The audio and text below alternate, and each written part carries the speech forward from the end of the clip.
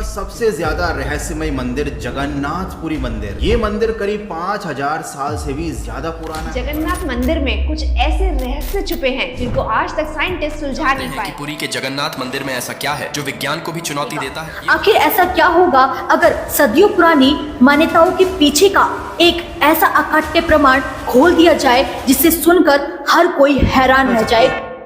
नमस्कार दर्शकों, स्वागत है आप सभी का हमारे इस YouTube चैनल में। तो दर्शकों, सदियों से हम जगन्नाथपुरी के उस विशाल मंदिर को देखते हुए आ रहे हैं, उस विशाल रथ यात्रा का हिस्सा बनते हुए आ रहे हैं और हम ये मानते हुए आ रहे हैं कि हम सृष्टि के पालनहार के द्वार पर खड़े हैं। लेकिन क्या होगा जब आपके सामने एक ऐसा सच आएगा जो आपके पैरों तले जमीन खिसका देगा? आखिर ऐसा क्या होगा अगर सदियों पुरानी मान्यताओं के पीछे का एक ऐसा अकाट्य प्रमाण खोल दिया जाए जिसे सुनकर हर कोई हैरान रह जाएगा? जी हाँ, हम सभी जानते हैं कि जगन्नाथ का अर्थ जगत का नाथ यानी कि पूरे ब्रह्मांड का मालिक है। लेकिन क्या आप वास्तव में जानते हैं कि असली जगन्नाथ कौन है? क्या वाकई में वो पूर्ण परमात्मा कोई और है जिसके बारे में हमारे पवित्र सत्य ग्रंथ चीख चीख कर गवाही दे रहे हैं? आज इतिहास की दुनिया में ऐसे चौंकाने वाले प्रमाण सामने आ चुके हैं जो अध्यात्म की दुनिया में तहलका मचाने वाले हैं। तो दर्शकों, आइए जानते हैं आखिर वो कौन से प्रमाण है जिन्हें सुनकर व देखकर बड़े बड़े ज्ञानी और विज्ञानी भी हैरान रह गए। जगन्नाथपुरी के पावन धाम और रथ यात्रा की शुरुआत के पीछे का असली आध्यात्मिक रहस्य क्या है, आइए जानते हैं। तो आज हम ले चलते हैं आपको उड़ीसा के पवित्र तीर्थ स्थल पुरी, उस अलौकिक जगन्नाथ रथ यात्रा के रंग बिरंगे और रहस्यमयी सफर पर। ये वो महापर्व है जो हर साल आषाढ़ शुक्ल द्वितीया से शुरू होकर लाखों श्रद्धालुओं के दिलों में भक्ति और उत्साह की लहरें जगा देता है। देश विदेश से लोग इस भव्य उत्सव का हिस्सा बनने पुरी पहुंचते हैं और भगवान जगन्नाथ, बलभद्र और सुभद्रा की रथ यात्रा का दर्शन कर अपने जीवन को धन्य करते हैं। सवाल नंबर 1, क्यों निकाली जाती है भगवान जगन्नाथ, बलभद्र और सुभद्रा की ये अलौकिक यात्रा? क्या इसके पीछे छिपी है कोई पौराणिक कथा, कोई आध्यात्मिक रहस्य या फिर कोई ऐसा चमत्कार जो आज भी अनसुलझा है? लोक मान्यताओं की माने तो भगवान जगन्नाथ यानी श्री कृष्ण ठंडे पानी से स्नान करने के कारण बीमार पड़ जाते हैं। जी हाँ, कहते हैं कि उन्हें बुखार हो जाता है और 15 दिनों तक विश्राम कक्ष में उनकी विशेष देखभाल की जाती है, औषधियां दी जाती हैं। फिर आषाढ़ शुक्ल द्वितीया को वो अपने भाई बलभद्र और बहन सुभद्रा के साथ रथ पर सवार होकर नगर भ्रमण के लिए निकलते हैं। ये रथ यात्रा गुंडीचा मंदिर तक जाती है जहां वो 7 दिन रुकते हैं और तभी से ये परंपरा चली आ रही है। लेकिन रुकिए दोस्तों, क्या आपने कभी सोचा कि क्या भगवान श्री कृष्ण सचमुच ठंडे पानी से बीमार हो सकते हैं? और अगर हम पत्थर की मूर्तियों को ही भगवान मान लें तो फिर हमारे पवित्र वेदों और श्रीमद् भगवद गीता का ज्ञान किस काम का? ये सवाल मन को झकझोरता है। क्या ऐसी परंपराएं जिनका शास्त्रों में कोई आधार नहीं हमें सच्ची मुक्ति की राह दिखा सकती हैं?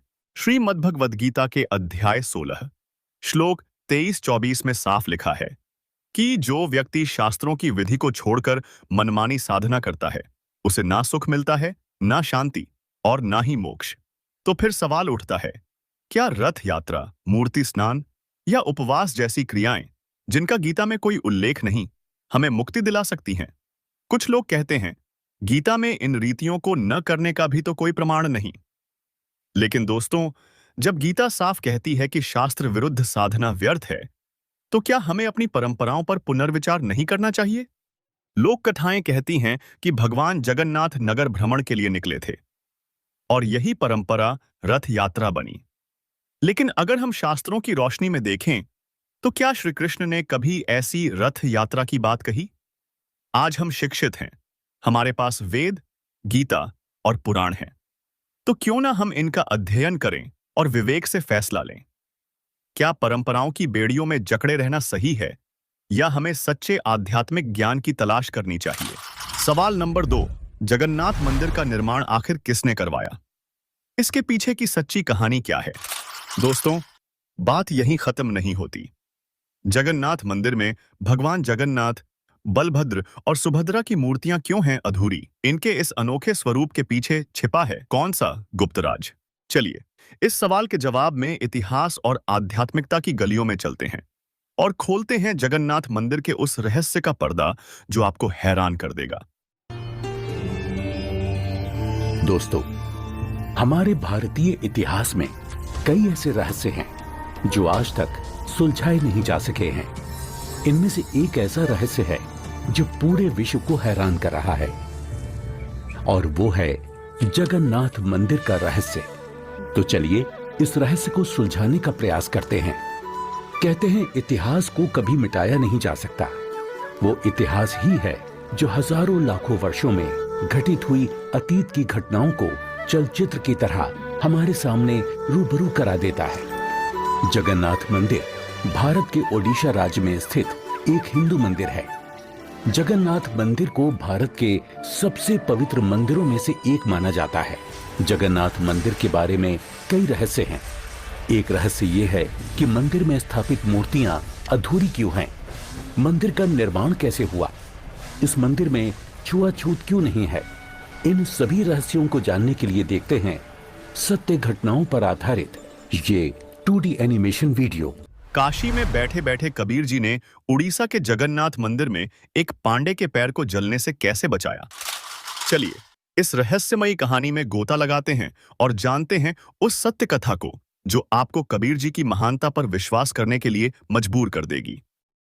दोस्तों, ये कहानी उस समय की है जब कबीर जी काशी में थे और दिल्ली के सम्राट सिकंदर लोदी काशी नरेश वीरदेव सिंह बघेल के दरबार में आए हुए थे। एक दिन शाम को परमेश्वर कबीर जी अपने शिष्य संत रविदास जी के साथ राजा वीरदेव सिंह के दरबार में पहुंचे। वहां दोनों संतों को सम्मान के साथ उत्तम आसन पर बिठाया गया। कुछ देर सत्संग और चर्चा के बाद अचानक कबीर जी अपने कमंडल से अपने पैर पर जल डालने लगे। ये देखकर सिकंदर लोदी और वीरदेव सिंह हैरान हो गए। उन्होंने पूछा, महात्मा जी, आप अपने पैर पर पानी क्यों डाल रहे हैं? कबीर जी ने शांत स्वर में जवाब दिया, जगन्नाथपुरी के मंदिर में एक पुजारी राम सहाय पांडा खिचड़ी प्रसाद उतार रहा था। उबलती गर्म खिचड़ी गलती से उसके पैर पर गिर गई, जिससे वो चीख उठा और अचेत हो गया। मैंने कमंडल का जल डालकर उसके पैर को जलने से बचाया है। यह सुनकर दोनों राजा अवाक रह गए। काशी से पुरी सैकड़ों किलोमीटर दूर है, ऐसा कैसे संभव है? इस घटना की सच्चाई जानने के लिए राजा ने तुरंत 2 सिपाहियों को ऊंटों पर सवार होकर पुरी भेजा। 10 दिन बाद सिपाही जगन्नाथ मंदिर पहुंचे और राम सहाय पांडे से मिले। उन्होंने पूछा, क्या तुम्हारा पैर गर्म खिचड़ी से जला था? राम सहाय और वहां मौजूद अन्य पंडितों ने सारी घटना बताई। उन्होंने कहा, हां, मैं खिचड़ी प्रसाद उतार रहा था, तभी गर्म खिचड़ी मेरे पैर पर गिर गई। मेरी चीख निकल गई थी और बहुत से लोग इकट्ठा हो गए थे। उसी वक्त कबीर जी, जो रोज मंदिर में सत्संग करने आते हैं, वहां मौजूद थे। उन्होंने अपने कमंडल से ठंडा जल मेरे पैर पर डाला और मुझे तुरंत राहत मिली। अगर वे जल न डाले होते तो मेरा पैर बुरी तरह जल जाता। सिपाहियों ने पूछा, कौन कबीर? राम सहाय ने जवाब दिया, काशी वाला जुलाहा कबीर। वो रोज यहां आते हैं, सत्संग करते हैं और भक्तों का उद्धार करते हैं। सिपाहियों ने सारे प्रमाण लिखे, पंडितों से दस्तखत और अंगूठे के निशान लिए और वापस काशी लौट आए। दरबार में सारी सच्चाई सुनकर राजा सिकंदर लोदी और वीरदेव सिंह कबीर जी की कुटिया पर गए, उन्हें दंडवत प्रणाम किया और अपने अविश्वास के लिए क्षमा मांगी। उन्होंने कहा, महात्मा जी, हमें विश्वास नहीं था कि आप काशी में बैठे बैठे पुरी में किसी की जान बचा सकते हैं। आप वही परमेश्वर हैं जो 7वें आसमान पर बैठकर लीला करते हैं और नर रूप में धरती पर आए हैं। दोस्तों, ये चमत्कारी घटना कबीर जी के उस अविनाशी स्वरूप को दर्शाती है जो शास्त्रों में पूर्ण परमात्मा के रूप में वर्णित है। ऋग्वेद मंडल 9 सूक्त 96 मंत्र 18 में कहा गया है कि पूर्ण परमात्मा कबीरदेव सशरीर प्रकट होकर अपने भक्तों का उद्धार करते हैं। ये घटना सिद्ध करती है कि कबीर जी कोई साधारण संत नहीं, बल्कि स्वयं परमेश्वर थे, जो काशी से पुरी तक अपने भक्तों की रक्षा करते थे और आज भी करते हैं, क्योंकि वही वास्तव में जगन्नाथ हैं। हालांकि लोग श्री विष्णु जी उर्फ श्री कृष्ण को जगन्नाथ मानते हैं, जबकि श्री विष्णु जी तो एक ब्रह्मांड के 3 लोक स्वर्ग, पृथ्वी और पाताल के सद्गुण विभाग के प्रभु हैं।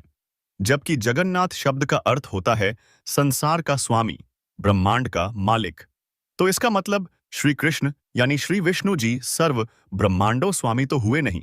साथ ही संत रामपाल जी महाराज अपने सत्संगों में बताते हैं कि गीता के अध्याय 7 श्लोक 19 में साफ लिखा है, बहूनां जन्मनामन्ते ज्ञानवान् मां प्रपद्यते वासुदेवः सर्वमिति समहात्मा सुदुर्लभः।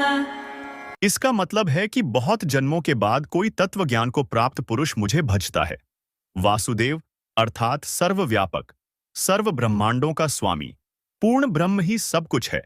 इस प्रकार जो यह जानता है वह महात्मा अत्यंत दुर्लभ है। लेकिन यहां ट्विस्ट है, यह पूर्ण ब्रह्म कोई और नहीं बल्कि वह परमेश्वर है, जिसके बारे में लोग सदियों से गलतफहमी में जी रहे हैं। गीता में ही अध्याय 15 श्लोक 16 में बताया गया कि इस लोक में 2 पुरुष हैं, क्षर पुरुष ब्रह्म और अक्षर पुरुष परब्रह्म। ये दोनों नाशवान हैं। फिर श्लोक 17 में खुलासा किया गया है कि उत्तम पुरुष यानी परमात्मा कोई और है, जो तीनों लोकों में प्रवेश कर सबका पालन पोषण करता है और अविनाशी है। गीता के अध्याय 8 श्लोक 3 में इसे परम अक्षर ब्रह्म कहा गया। श्रीमद् भागवत पुराण के स्कंध 10 अध्याय 51 श्लोक 41 में खुद श्री कृष्ण कहते हैं, मैं वासुदेव का पुत्र हूं, इसलिए लोग मुझे वासुदेव कहते हैं। यानी श्री कृष्ण तो विष्णु जी के अवतार हैं, जो एक ब्रह्मांड के 3 लोकों स्वर्ग, पृथ्वी और पाताल के सतोगुण प्रभु हैं।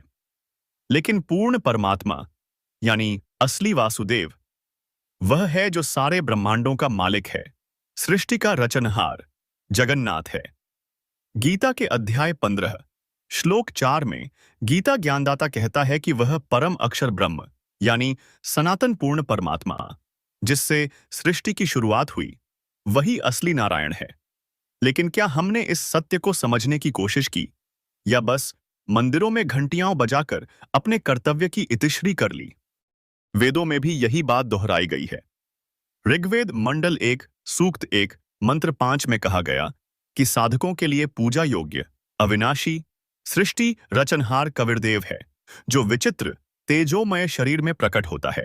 ऋग्वेद मंडल 9 सूक्त 94 मंत्र 3 में बताया गया कि कबीरदेव यानी कबीर परमेश्वर सतभक्ति का आधार है, जिसकी शक्ति सारे ब्रह्मांडों में सर्वोच्च है। अथर्व वेद कांड 4 अनुवाक 1 मंत्र 7 में भी यही कबीर परमेश्वर अविनाशी जगत पिता साधकों को सतलोक ले जाने वाला बताया गया। सामवेद मंत्र 920 और 1094 में कबीर साहेब को सृष्टि रचनहार, पापनाशक और सुखदायक पालनकर्ता कहा गया। यहां तक कि कुरान शरीफ की सूरत फुरकानी 25 आयत 52 से 59 और ऑर्थोडॉक्स जूइश बाइबल इयोव 36:5 में भी साफ है कि 6 दिन में सृष्टि रचकर 7वें दिन तख्त पर विराजमान होने वाला सर्वशक्तिमान कबीर ही है। श्री गुरु ग्रंथ साहिब में भी यही कहा गया है, यह कर्ज गुफ्तम पेश तो दर कून करतार, हक्का कबीर करीम तू बेअब परवरदिगार। यानी कबीर ही सृष्टि रचनहार, निर्विकार और दयालु प्रभु हैं। संत गरीबदास जी कहते हैं, अनंत कोटि ब्रह्मांड का एक रति नहीं भार, सतगुरु पुरुष कबीर हैं, कुल के सृजनहार। संत दादू जी कहते हैं, जिन मोकु निज नाम दिया सोई सतगुरु हमार, दादू दूसरा कोये नहीं, कबीर सृजनहार। नानक जी ने भाई बाले वाली जन्म साखी में कहा, खालक आदम सिर जिया, आलम बड़ा कबीर, कायम दायम कुदरती सिर पीरान दे पीर, सजदे करे खुदाई नू आलम बड़ा कबीर। यानी बाबा आदम को बनाने वाला भी कबीर ही है, जो सृष्टि का सबसे बड़ा खुदा है। तो दर्शकों, चारों धर्मों के शास्त्र और संतों की वाणी चीख चीख कर कह रही है कि सर्व सृष्टि का रचनहार, सभी ब्रह्मांडों का पालक, असली जगन्नाथ और वासुदेव कोई और नहीं बल्कि कबीर परमात्मा है। दोस्तों, जब हम शास्त्रों के पन्ने पलटते हैं तो सच्चाई साफ सामने आती है। गीता प्रेस गोरखपुर से प्रकाशित संक्षिप्त गरुड़ पुराण धर्मकांड प्रेतकल्प अध्याय 38 पृष्ठ 565 और श्रीमद् भागवत महापुराण स्कंध 3 अध्याय 29 श्लोक 21-22 तथा स्कंध 10 अध्याय 84 श्लोक 11 13 में साफ लिखा है, जो व्यक्ति मिट्टी, पत्थर या लकड़ी की मूर्तियों को ही इष्ट देव मानता है, वो मनुष्य होने के बावजूद पशुओं में भी नीच, गधे के समान है। रुकिए दोस्तों, ये कोई और नहीं, हमारे अपने हिंदू धर्म के पुराण कह रहे हैं। तो अब बताइए, मूर्ति पूजा करना अंधविश्वास नहीं तो और क्या है? संत रामपाल जी महाराज ने तो बस यही सत्य समझाया है, और वो भी इतने सरल तरीके से। वो कहते हैं, जैसे आम के फल की मूर्ति देखने से हमें आम का ज्ञान तो मिल सकता है, लेकिन उसका स्वाद और गुण तो आम खाने से ही मिलते हैं। आम की मूर्ति या तस्वीर बुरी नहीं, लेकिन उससे वो लाभ नहीं मिल सकता जो असली आम खाने से मिलता है। ठीक उसी तरह, अगर आप किसी देव के गुणों से प्रभावित होकर उनसे लाभ चाहते हैं, तो उनकी मूर्ति या तस्वीर बुरी नहीं, लेकिन उस मूर्ति से वो लाभ नहीं मिलेगा जो सच्ची भक्ति से मिलता है। और सच्ची भक्ति की विधि क्या है? वो शास्त्रों में लिखी है। शास्त्रानुकूल साधना से ही भक्ति का धन संग्रह होगा, जिससे हमें परमात्मा का सच्चा लाभ यानी मोक्ष प्राप्त होगा, मूर्ति पूजा से नहीं। यही कारण है कि जगन्नाथ रथ यात्रा या मूर्ति पूजा से कोई आध्यात्मिक लाभ नहीं मिलेगा। असली जगन्नाथ यानी कबीर परमेश्वर की शास्त्रानुकूल भक्ति ही हमें सत्य और मुक्ति की राह दिखा सकती है। और इस सत्य को हमें संत रामपाल जी महाराज अपने सत्संगों में बड़े ही सरल और तथ्यपूर्ण तरीके से समझाते हैं। दोस्तों, आज हमने पुरी की जगन्नाथ रथ यात्रा के रंग बिरंगे पर्व को जाना, इसके पीछे की पौराणिक कथाओं को समझा और संत रामपाल जी के बताए ज्ञान के अनुसार जगन्नाथ मंदिर के उन रहस्यों का पर्दा उठाया जो सदियों से लोगों के मन में कौतूहल जगाते आए हैं। साथ ही हमने उस चमत्कारी घटना को जाना जिसमें काशी में बैठे परमेश्वर कबीर जी ने पुरी के एक पुजारी की जान बचाकर अपनी अलौकिक शक्ति का परिचय दिया। संत रामपाल जी महाराज ने हमें यही समझाया कि असली जगन्नाथ यानी सृष्टि रचनहार कबीर परमेश्वर की भक्ति ही हमें मोक्ष का मार्ग दिखा सकती है। तो आइए, इस एपिसोड को देखने के बाद हम अपने मन में उठे सवालों का जवाब तलाशें, जो आपको संत रामपाल जी महाराज के सत्संगों को देखने से मिलेगा।